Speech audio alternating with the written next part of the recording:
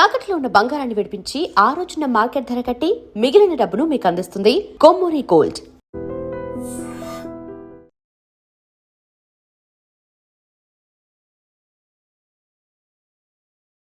నమస్తే, welcome to I dream. నేను వలి. ప్రస్తుతం నాతో పాటు స్టూడియోలో ఉన్నారు పబ్లిక్ స్పీకర్ అలాగే ఫ్యామిలీ కౌన్సిలర్ రజనీ రమ గారు. మేడంతో మాట్లాడదాం. మేడం నమస్తే. నమస్తే మేడం, నటి ఆశురెడ్డి వివాదం మీరు కూడా చూసే ఉంటారు. పెళ్లి చేసుకుంటానని చెప్పి విడతల వారీగా 9,35,00,000 రూపాయలకు సంబంధించినటువంటి డబ్బులు తీసుకోవటం, కొన్ని వాహనాలు కొనుగోలు చేయించుకోవటం, తర్వాత ఆస్తులు కూడా ఆమె పేరు మీద అన్నీ కూడా ఆ 9.5 కోట్లు కూడా ఆమె పేరు మీద రిజిస్టర్ అయ్యి ఉన్నాయంట. ఇప్పుడు పెళ్లి చేసుకుంటానని చెప్పేసి దాన్ని దాటవేస్తూ వచ్చింది. చివరికి ఈరోజు వాళ్ళు కేసు కూడా పెట్టారు. ఎలా చూస్తారు? ఇప్పుడు దీపం ఉండగానే ఇల్లు చక్కబెట్టుకోండి అంటారు. మరి ఇప్పుడు ఒక కళ అనేది ఉంది వాళ్ళ దగ్గర, ఆర్ట్ అనేది ఉంది. ఇప్పుడు సినీ ఫీల్డ్లో ఒక యాక్ట్రెస్గా ఒక ఆర్ట్ అనేది ఆమె దగ్గర ఉంది. తర్వాత ఆపర్చునిటీస్ వస్తున్నాయి, ఏజ్ ఉంది, ఇవన్నీ పక్కకు పెట్టి పెళ్లి చేసుకుని ఏం చేయాలి? ఇది వీళ్ళ ఆలోచన.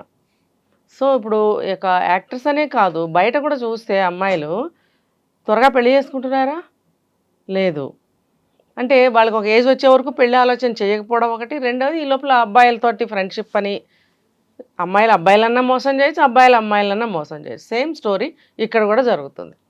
ఇప్పుడు ఈ అమ్మాయికి ఇన్ని అవకాశాలు వస్తున్నాయి, అందం ఉంది, వయసు ఉంది, మరి అవకాశాలు వస్తున్నప్పుడు ఇవన్నీ పక్కకు పెట్టి అతన్ని పెళ్లి చేసుకుంటానని ఎలా అంటుంది? మరి ముందెందుకు చెప్పింది అని అంటే, ముందు చెప్పింది లండన్లో ఉంటున్నాడు, మంచిగా సంపాదిస్తున్నాడు, మరి అబ్బాయి బాగుండి ఉంటాడు, కొంచెం తనకి సూటబుల్గా అమాయకత్వంగా ఏమన్నా ఉన్నాడేమో. ఇప్పుడు అమ్మాయిలు కూడా గడుసుగా ఉన్న అబ్బాయిలను ఎవరిని ఇష్టపడటం లేదు.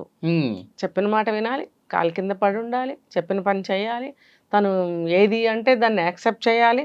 ఈ లక్షణాలన్నీ చూసుకుంటున్నారు అబ్బాయిలు. ఇవన్నీ ఉంటే ఏమన్నా కొంచెం ఓకే నేను పెళ్లి చేసుకుంటా అనే స్థితిలో ఇప్పుడు అమ్మాయిలు ఉన్నారు. ఓకే, సేమ్ ఈ అమ్మాయి కూడా అదే కోవలకు వస్తుంది. సో అప్పుడేదో చెప్పింది 18లో పరిచయం అట. 18లో పరిచయం అయినప్పుడు ఈ అమ్మాయిని నమ్ముకొని అబ్బాయి అలాగే ఉన్నాడు పాపం, డబ్బులు ఇస్తూ పెళ్లి చేసుకోకుండా. అంటే ఇది చీటింగ్ కిందకే వస్తుంది. ఓకే, ఖచ్చితంగా చీటింగ్ కిందకే వస్తుంది. ఆ అబ్బాయి మన ఇండియాలో లేడు, నువ్వు మాటలు చెప్పి అతనికి పెళ్లి చేసుకుంటాను అని అంటూ అతని డబ్బుల్ని తీసుకోవడం అనేది ఈ అమ్మాయి తప్పుగా అనుకోకర్లేదు మనం. అతనిది కూడా తప్పే. నువ్వు వేరే కంట్రీలో ఉన్నావు, ఇక్కడ సిచ్యువేషన్స్ ఇక్కడ ఏం జరుగుతుందో నీకు తెలియకుండా ఈమెకి నువ్వు అంత డబ్బు ఎలా ఇస్తున్నావు? ఓకే, నీకు మ్యారేజ్ అయిన తర్వాత ఏమైనా భార్య కదా అని ఇస్తే ఇవ్వచ్చు. అప్పుడు కూడా ఏ భర్త అయినా ఎందుకు ఏంటి అని అడగకుండా ఎవరు ఇవ్వరు. అలాంటిది నీకు జస్ట్ నేను ప్రేమిస్తున్నాను, నువ్వు లేకుండా నేను ఉండలేను, నిన్ను పెళ్లి చేసుకుంటాను, అన్ని ప్రపోజల్స్ ఈఎంఐ పక్క నుంచే వచ్చినప్పుడు అక్కడ ఆలోచించాలి, అతనికి అసలు నిజంగా ఇష్టాలు ఉన్నాయా లేదా? ఓకే, తను కూడా ఆలోచించుకోవాలి కదా, నాకుందా లేదా అమ్మాయి మీద. ఆ అమ్మాయి అంటుంటే నేను ఓకే చేస్తున్నాను ఇక్కడ అనే ఆలోచన లేదు అబ్బాయికి, అనిపిస్తుంది నాకు.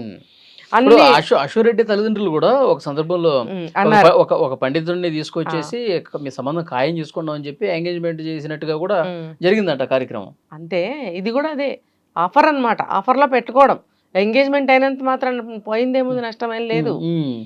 అంటే ఇక నేను ఎలాగో పెళ్లి చేసేసుకుంటున్నాను అన్నది కల్పిస్తే ఇక అదనంగా డబ్బులు తీసుకోవచ్చానా?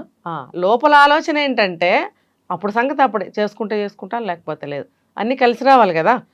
మొత్తం బాగా ఏమంటారంటే జమ చేసుకోవాలి కదా.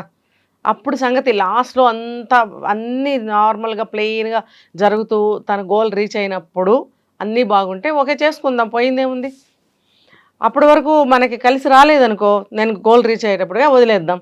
ఎంగేజ్మెంట్ ఏముంది, ఇప్పుడు ఎంగేజ్మెంట్ చేసుకుంటాను, ఇప్పుడే రేపే ఎప్పుడో పెళ్లి చేసుకోవాలని అవసరం లేదు కదా. ఇప్పుడు తనకంటూ ఇక్కడ ఫీల్డ్లో ఏమన్నా గోల్స్ ఉన్నాయేమో, ఇంకా తను రీచ్ అవ్వాల్సిన ప్లేసెస్ ఉన్నాయేమో, అవన్నీ చూసుకోకుండా టక్కన ఎవరు పెళ్లి చేసుకోరు. ఈ లోపల ఆ అబ్బాయిని లైన్లో పెట్టుకుంది, బాగా డబ్బు గలవాడు, లండన్లో ఉంటున్నాడు.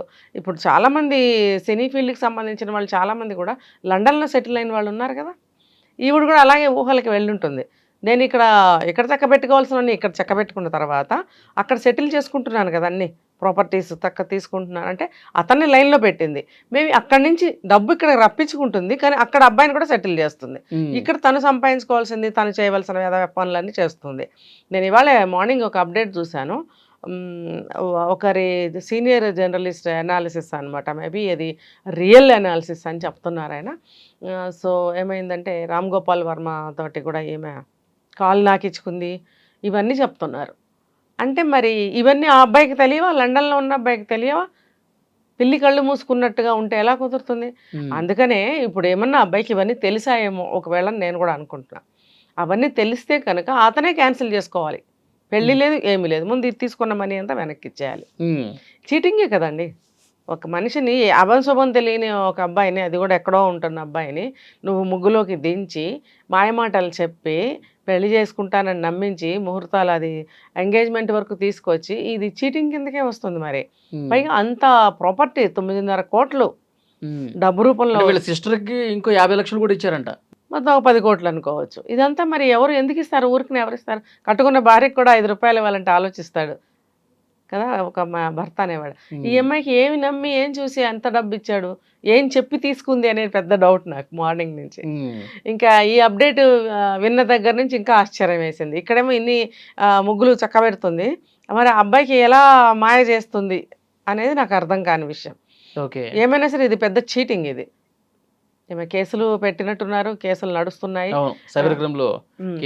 చూడాలి. ఇలా ఇప్పుడు అమ్మాయిలే చెడ్డ పేరు తీసుకొస్తున్నారు ఇలాంటి వేదోపాలు చేయటం వల్ల.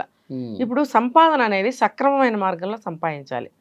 ఈ అక్రమమైన మార్గంలో తప్పుదారుల్లో డబ్బు సంపాదించి అక్కడికి వెళ్ళి సంపాదించి ఇక్కడికి వెళ్ళి సంపాదించి రేపొద్దున ఎవరికైనా చెప్పాలంటే అసలు మీరు ఎలా సంపాదించామని చెప్తారు? అంటే వచ్చే రోజుల్లో ఎవరికి ఎలా చెప్పాల్సిన అవసరం మాకేముంది? ఆ రోజులు మారిపోయాయి, ఎవరు ఎలా ఉన్నారో ఎవరికి కావాలి, ఎవరు పట్టించుకుంటారు అనేటువంటి గుడ్డి అభిప్రాయంలో పడి కొట్టుకుంటున్నారు. అనుకుంటారు రోజులు మారిపోయాయి. రోజులు ఏమీ మారలేదు. అలాగే కూరగాయలు పండుతున్నాయి, అలాగే పంటలు పండుతున్నాయి, ఎక్కడ ఏ మార్పు లేదు. మనిషి ఆలోచనలోనే మార్పు వచ్చింది. ఇప్పుడు డబ్బు సంపాదించాలి, ఎలా సంపాదించాలి? నేను అమ్మాయిని కాబట్టి, అందమైన అమ్మాయిని కాబట్టి, నా దగ్గర టాలెంట్స్ ఉన్నాయి కాబట్టి ఇలా కూడా నేను సంపాదించవచ్చు. మరి డబ్బే ముఖ్యం. మరి నిన్న మొన్న విష్ణుప్రియ చేసిన పని ఏంటి? ఆ అమ్మాయి దగ్గర ఆర్ట్ ఉన్నప్పుడు, సినిమాల్లో అవకాశాలు వస్తున్నప్పుడు నువ్వు వెళ్ళి సంపాదించుకో. నువ్వు కష్టపడ్డావు, నీ టాలెంట్ని చూపించావు, నీ కష్టపడి నువ్వు యాక్ట్ చేసినందుకు నీకు రెమ్యునరేషన్స్ ఇస్తారు, నువ్వు సంపాదించుకో. అది నీ వ్యక్తిగతం అదంతా కూడా. అంతేగాని ఈ తప్పుదారిలో 399 రూపీస్ పెట్టి ఇక సబ్స్క్రిప్షన్ దాంట్లో సంపాదించాల్సిన అవసరం తప్పుదారే కదా. అది పెట్టింది వేరే వాళ్ళకే. అది వాళ్ళ టాలెంట్స్ చూపించుకుని ఒక వ్యాపారమే కానీ ఒక ఆర్టే కానీ ఏదైనా చూపించుకోండి అని ఇచ్చిన దానికి దాంట్లో నీ 399 పెట్టడం ఏంటి? నీ కళ ఏంటి అక్కడ? నీ ఆర్ట్ నువ్వేం ప్రదర్శించదలుచుకున్నావు? అదేనా తప్పుదారిలో డబ్బు సంపాదించే ఆర్ట్? అలా కాదు. తప్పుదారిలో డబ్బు సంపాదిస్తే ఆత్మకే చెప్పుకోవాల్సి వస్తుంది ఏదో రోజు. అవన్నీ ట్రాష్, ఈ రోజుల్లో ఎవరు ఎలా సంపాదించిన ఎవడు పట్టించుకోవట్లేదు అని అనే వాళ్ళకి కూడా అది తప్పు అనే రోజు వస్తుంది. కానీ వీళ్ళు తెలుసుకోవాలి, ఇంకా తెలుసుకోవాలి. రేపు పొద్దున వాళ్ళు మ్యారేజ్లు అయిపోయిన తర్వాత కొంతకాలానికి ఇవన్నీ మనం చేసిన తప్పు కదా అని చెప్పి అప్పుడు పశ్చాత్తాపడాల్సిన పరిస్థితి వస్తుంది. ఇంకా మ్యారేజ్ ఎక్కడ చేసుకుంటారండి వీళ్ళు?